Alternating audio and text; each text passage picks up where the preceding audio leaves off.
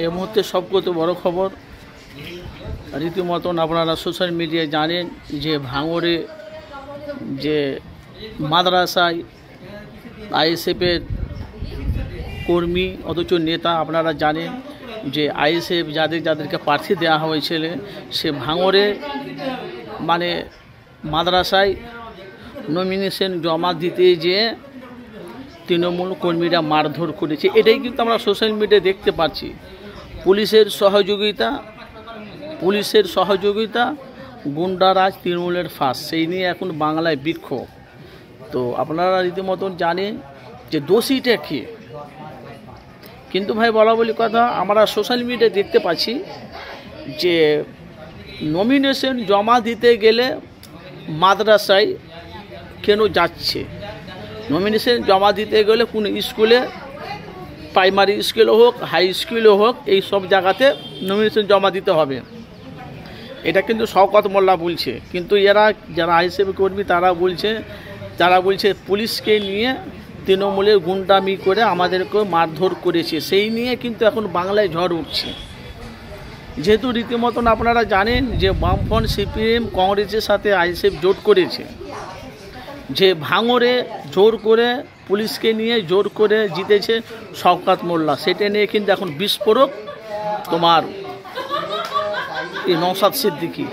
তার সাথে সাথে তৃণমূলের কর্মীরা বলছে না আমরা এসব করিনি, কিন্তু আসল মূল রহস্যটা কি যে আমরা রীতিমতন সোশ্যাল মিডিয়া এখন দেখতে পাচ্ছি এরা সব যারা আইএসএফের কর্মী তারা বলছে পুলিশের সহযোগিতায় নিয়ে এই মানে আইএসএফের যে কর্মীদের মারধর করে নমিনেশন জমা দিতে দেয়নি, তারা জোর করে তারা ভোট মানে তারা জিতেছে ভালো নমিনেশন জমা দিতে গিয়ে। তো সেই নিয়ে এখন অনেক দেখেছি সোশ্যাল মিডিয়ায় আইএসএফের অনেক কটা কর্মীকে মারধর করছে। তার সাথে সাথে কিন্তু পুলিশ বাহিনীও আমরা দেখেছি, এখন অবধি পুলিশ বাহিনী অনেক তারা দেখতে পেয়েছি আমি সোশ্যাল মিডিয়ায় ইউটিউবে। কিন্তু আবার কি দাণ্ডব শুরু ভাঙড়ে, যে ভাঙড় সারা পশ্চিম বাংলার মানুষ চিনে যে ভাঙড়টা কী জিনিস, সেই নিয়ে কিন্তু আবার উত্তাপ্ত। যেহেতু ভাঙড়ের বিধায়ক এমএলএ নওশাদ সিদ্দিকী আপনারা জানেন, সে ভাঙড়ে নওশাদকে পরাজিত করার জন্য একটাই টার্গেট যে ক্যানিং পূর্বের শওকত মোল্লা যেহেতু তৃণমূলের নেতা। কিন্তু বলা বলি কথা এখন সোশ্যাল মিডিয়ায় দেখতে পাচ্ছি সেই নিয়ে এখন উত্তাপ্ত। যেহেতু বলছে আমাদেরকে সঠিকভাবে আমাদেরকে ভোট দিতে দেয় না, অথচ আমাদেরকে নমিনেশন জমা দিতে দেয়নি, সেই নিয়ে আমাদেরকে মারধর করছে, আমরা জানের ভয়ে পালিয়ে এসেছি, সেই নিয়ে কিন্তু আইএসএফের কর্মীরা সেগুলো বলছে।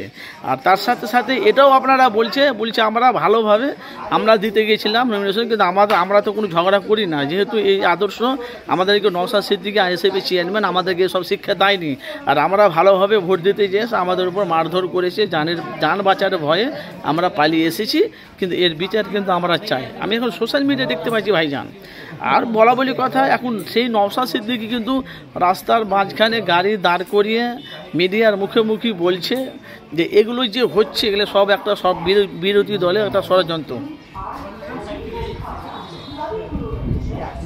তো আপনাদের মূল্যবান মতামত জানাবেন, যেখানে আছেন জানি না আপনারা কোথায় থেকে দিয়েছেন, আপনাদের মতামত জানাবেন। এই যে ভাঙড়ে যে জোর করে যে ভোট চুরি হলো, আসল দোষীটা কি, এ মূল্যবান আপনারা মতামত জানাবেন। যেহেতু আপনারা জানেন আমি ভাই বলা বলি কথা আমি সত্যটা কিন্তু মানুষের কাছে তুলে ধরি, আসলে কি রহস্যটা কি, দোষীটা কি, যেখান থেকে আছেন অবশ্যই আপনাদের মূল্যবান মতামত জানাবে। এরপর আবার নেক্সট ভাঙড় নিয়ে আবার আপনাদের কাছে ভিডিওতে আপলোড হবে চ্যানেলে। তো আপনাদের মতামত জানাবেন যে ভাঙড়ের দোষীটা কি, আইএসএফের দোষী না তৃণমূল দোষী।